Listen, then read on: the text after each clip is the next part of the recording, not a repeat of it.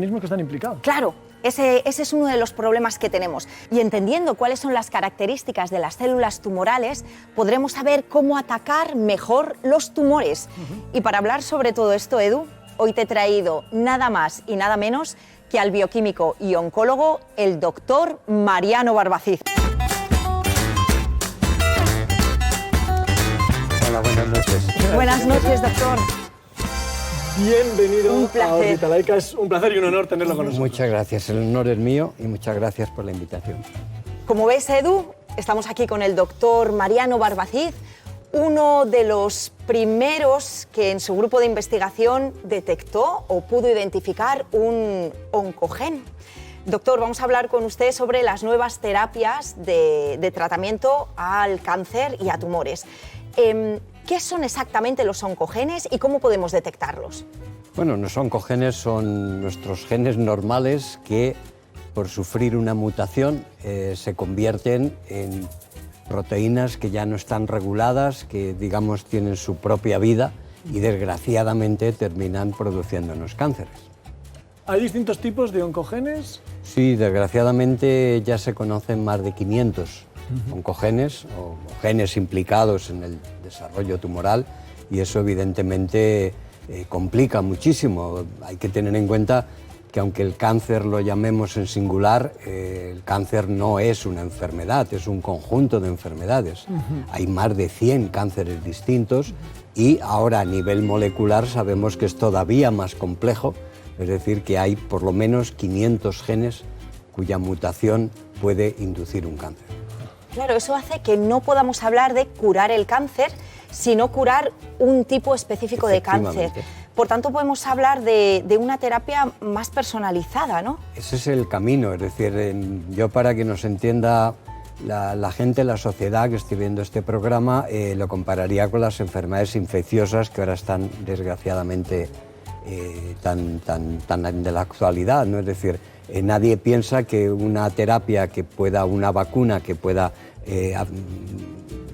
protegernos de la COVID va a servir para, del cólera o del ébola, o de decir, las enfermedades infecciosas todos tienen su agente infeccioso. Bien, pues el cáncer es lo mismo. Lo que pasa es que el cáncer, desgraciadamente, son nuestros propios genes los que mutan, lo cual hace mucho más difícil el desarrollar terapias, porque no es lo mismo atacar una bacteria contra una proteína que nosotros no tenemos, como los antibióticos, que cuando estamos atacando a una proteína que tenemos nosotros, que es parte de nuestra vida, pero que ha mutado y ahora está haciendo una función que no debería de hacer.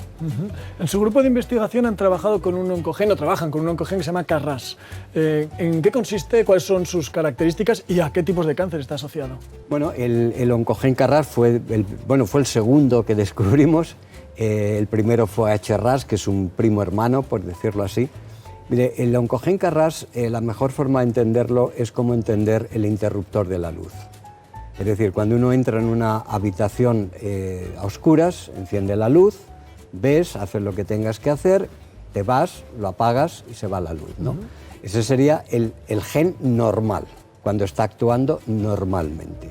Cuando tiene una mutación es como si el interruptor de la luz se nos quedara bloqueado. Es decir, uno entra en la habitación, enciende la luz, hace lo que vaya a hacer, sale y ya no lo puede apagar. Ya sigue encendida la luz siempre. Y ese es el oncogen. Entonces, precisamente los genes KRAS, los genes RAS en general, la familia, lo que son moléculas que transmiten señales mitogénicas. Mitogénica quiere decir que son las señales que hacen que la célula crezca, prolifere. Entonces, nosotros necesitamos que nuestras células proliferen, no solamente cuando somos niños, sino ahora también, por supuesto. Hay que tener en cuenta, por ejemplo, las criptas de nuestro intestino se renuevan cada 2 semanas. O sea que el intestino se está produciendo una proliferación celular de forma continuada. Bien, pues eso tiene que estar regulado. Cuando deja de estar regulado, entonces ya el crecimiento no es normal, es anormal, y eso eventualmente puede terminar siendo un cáncer. Pero no hablamos únicamente de una mutación, porque cuando esa proliferación celular comienza y analizamos el ADN que tienen esas células, encontramos una acumulación de mutaciones. Efectivamente. Lo que aquí sería la primera mutación. Carras es la primera mutación, lo que inicia el proceso en una serie de tumores. Por ejemplo, estudios epidemiológicos ya han demostrado de forma fehaciente que la relación entre fumar y el cáncer de pulmón tarda 30 años. En cierto modo es una desgracia, porque si tuviéramos una mutación y nos hiciera un efecto inmediato, podríamos atajarla a tiempo. El problema es que cuando ocurre esa mutación inicial, nosotros no nos enteramos. Solo nos enteramos cuando nos produce una patología. Y entonces ya, no que sea tarde siempre, ni muchísimo menos, pero ya es más difícil que se lo detectáramos cuando empieza. Es decir, en cáncer, en tratamiento del cáncer, lo más importante es tratarlo a tiempo, detectarlo a tiempo, además de prevenir, por supuesto, sin fumar, ¿no? Pero es decir, hay muchos cánceres, la mayoría son espontáneos, ¿no? Entonces lo importante es detectarlos a tiempo. Pues si se detecta a tiempo, el cáncer es curable, sobre todo por cirugía, ¿no? La cirugía.